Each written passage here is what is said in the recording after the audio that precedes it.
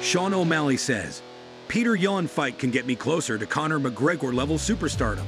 Sean O'Malley has spoken about his admiration for McGregor repeatedly. Despite this, the American plans to become an even bigger star than the Irishman.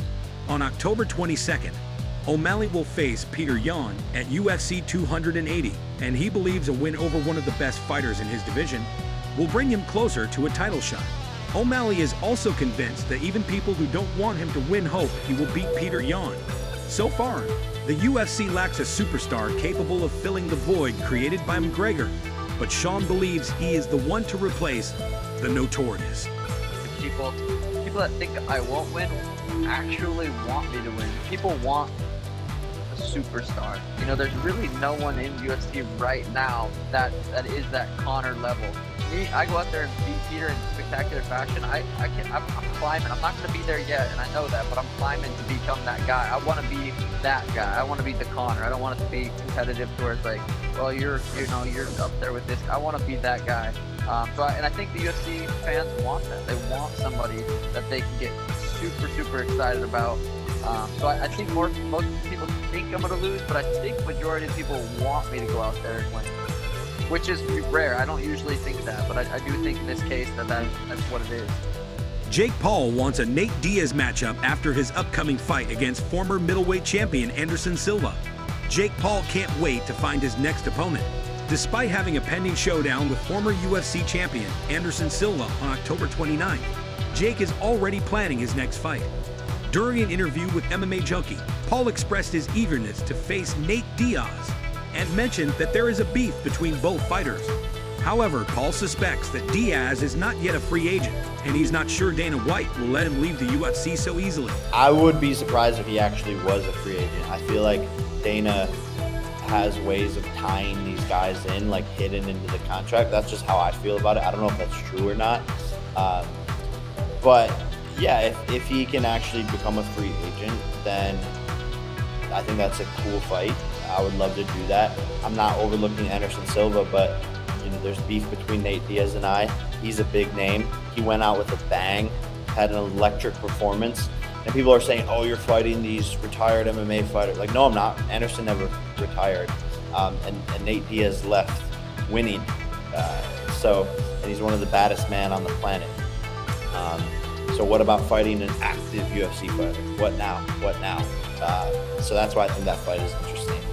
And hopefully I get through Anderson, and hopefully Nate Diaz can get out of his contract, and we'll see if that makes sense. What do you think about Jake Paul's statements? Do you think Nate Diaz has retired from UFC for good, or is there a chance he will return? Let us know what you think in the comments. Daniel Cormier thinks Justin Gaethje's steroid use accusations against Conor McGregor aren't baseless. Daniel Cormier finds himself in strong disagreement with Justin Gaethje's statements after it was revealed that USADA had not tested UFC superstar McGregor since the third quarter of 2021. Rumors have begun to surface from all sides. During an interview with MMA fighting lightweight contender Justin Gaethje spoke out on the matter and said he suspects McGregor is using steroids.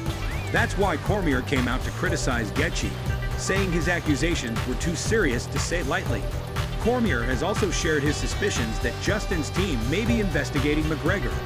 Otherwise, it is not understandable how Justin can say that McGregor is using steroids with such certainty. Here's what Cormier has said about Justin. Time away.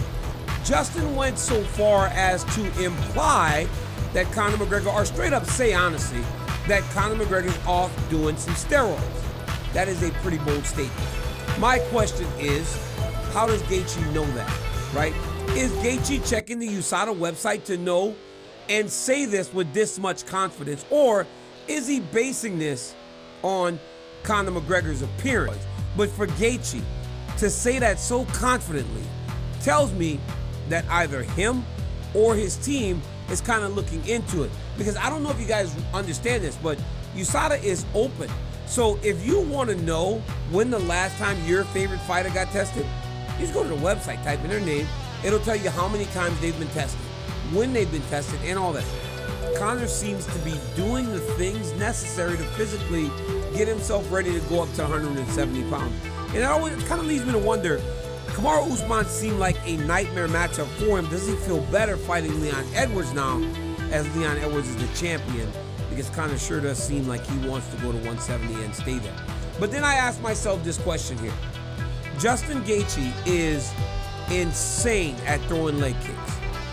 Is this the fight for Conor McGregor right back? Being that Justin will beat the leg down, especially knowing that Conor is a southpaw and Justin's a conventional fighter. Justin can throw those kicks from both sides, and he can really beat up that injured leg. So is this the fight? I know that personally, as a fan of the fight game, this is one that I would love to see. But is this the fight for McGregor, being that McGregor is coming off of such a massive injury? The world would love it, but these accusations are very serious. So for Justin Gaethje to say them, there must be some background info into it. Khamzat Chimaev's coach doesn't want his fighter being pushed up into the middleweight division. Khamzat Chimaev stated that he intended to move to 185 pounds after failing to make weight. However, he quickly backtracked by saying he would face 170-pound fighter Colby Covington. Recently, his jiu-jitsu coach, Alan Finfu Nascimento, has given more information on the matter. According to his coach, Khamzat has built a legacy at 170 pounds, so it would be a waste to move to 185 pounds. That's why before moving up a weight class, Khamzat's team is hoping that the welterweight situation settles down so that the Chechen can get a title shot. Only if Khamzat were to lose would they be willing to move up in class. Justin Gaethje says Charles Oliveira versus Islam Makhachev could be an amazing fight, or it could be extremely boring. Justin Gaethje has divided opinions on what will happen on Saturday, October 22nd at UFC 280. According to Justin, it could be one of the most amazing or boring fights, and he claimed that whoever is hanging out on their back foot will lose the battle. Despite this, the UFC star has slightly leaned towards Makhachev, who he considers the favorite, and he believes Islam will beat Oliveira on points. Currently, Justin is recovering from nose surgery, so he is out of the octagon, but hopes to return to the UFC during the first quarter of 2023. It could be an amazing fight, but it could be extremely, boring. Makhachev probably wins by decision, but Oliveira has been super impressive. So I don't know. I think whoever is hanging out on their back foot is going to lose.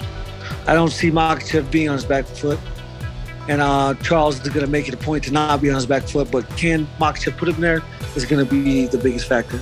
Makhachev put to ease by Volkanovski's UFC 280 assurance. Islam Makhachev doesn't believe Charles Oliveira will show up for UFC 280.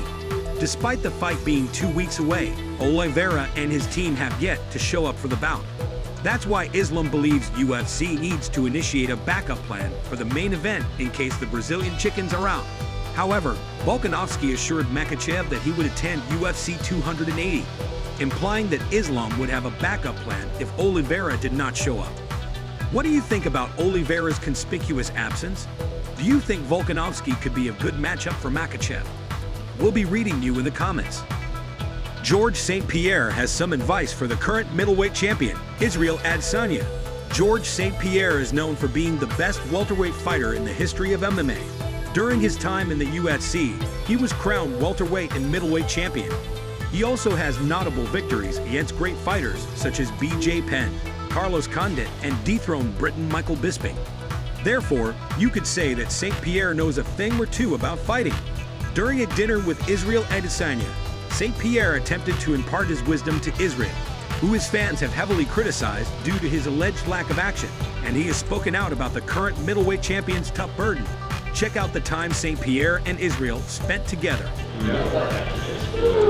I think that's maybe one of the reasons why you get touched so much with these criticisms. It's good that you use it as a fuel to motivate you, because it gives you more energy to prove him wrong. But don't past the line of doing this. You know? Balance. It's balance. Yeah, bro. That's the thing. It's heavy the crown, my friend. Yeah. Oh yeah. Oh, and it's only the beginning for you. I love the fact that first thing you said like heavy the crown worse. I'm honest with you. Because I know I like you. I'm telling you the truth, man. That's it. Heavy is the crown. Yep. Nobody can understand, but it's get worse and it's more. It add more weight to your shoulder every fight. Thing is, every fight is more, is bigger and bigger, and the criticism are worse, and the expectation are more and more and more. Keep the fire, man.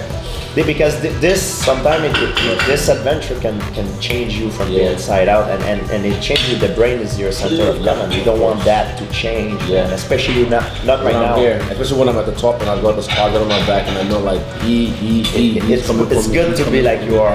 Don't change right now. But I'm not same even like. Don't let him do this, guys. Like after when you retire, yes, it might be good. Because everybody will be nice with me. Everybody will be nice with you because of what you accomplish.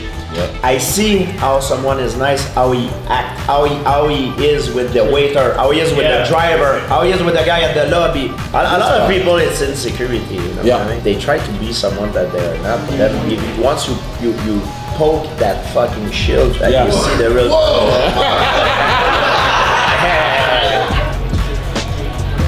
And that's a wrap, folks.